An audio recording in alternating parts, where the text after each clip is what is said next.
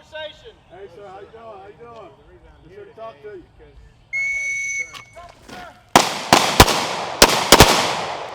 We're out here today at our firing range.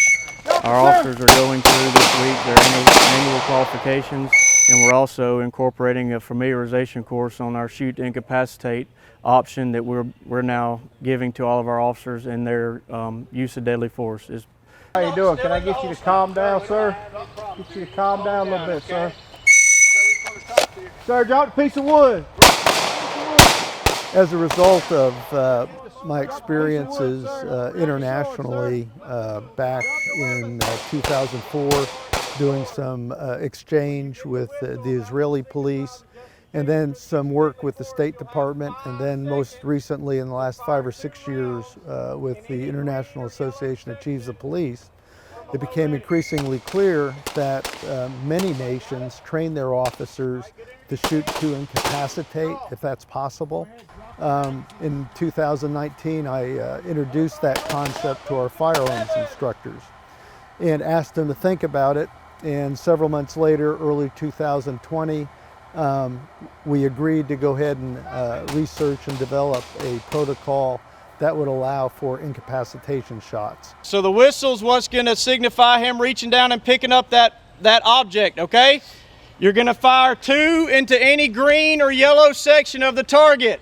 Calm down, calm down. Drop the wood, drop the wood.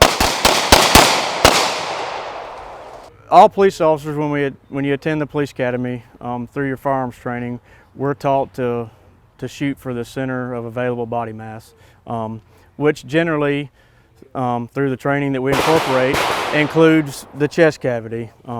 So what we've done is we began to incorporate or give another option that we are calling shoot to incapacitate, which just widens that area. There's no doubt that a shot anywhere on the body, to include the legs, the pelvic girdle, the femoral artery, and other things, can cause death and will cause death. But all of our officers are issued a tourniquet and a quick clot agent that they carry on their person at work every day. And with shots to these areas, we're able to use those items or tools that we've been issued to potentially stop the loss of blood and slightly increase the chance that this person may be able to survive the gunshot.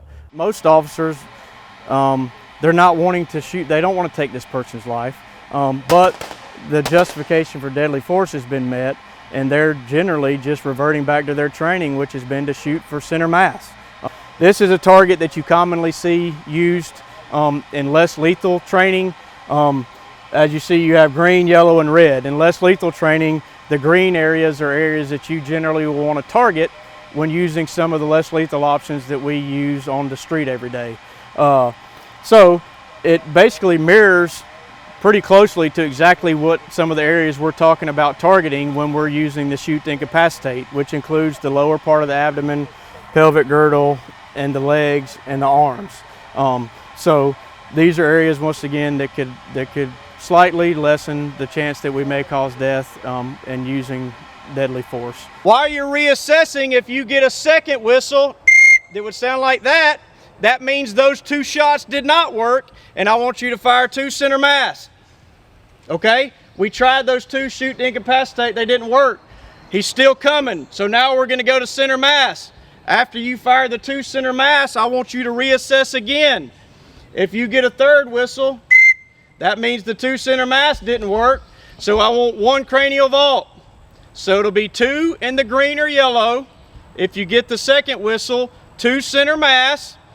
If you get the third whistle, 1 cranial vault. Everybody got it? All right. Sir, drop the piece of wood. Reassessing.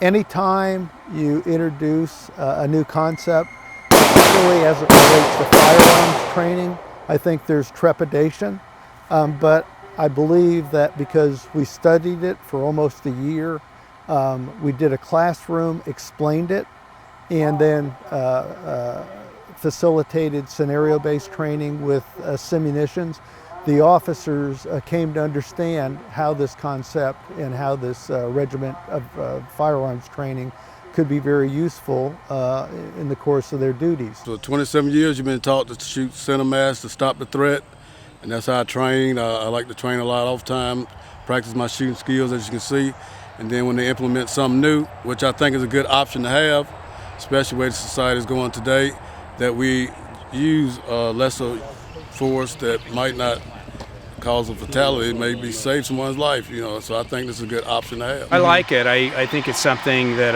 I'll need to work more on, do more research and study to find out, you know, if this deal gives us the ability. It's one thing punching paper, it's another in practical application. However, any time that we can learn and change, we need to. So I think it's an opportunity for that, for sure. I'm looking at how it impacts my community. I'm looking at how the training has impacted our officers.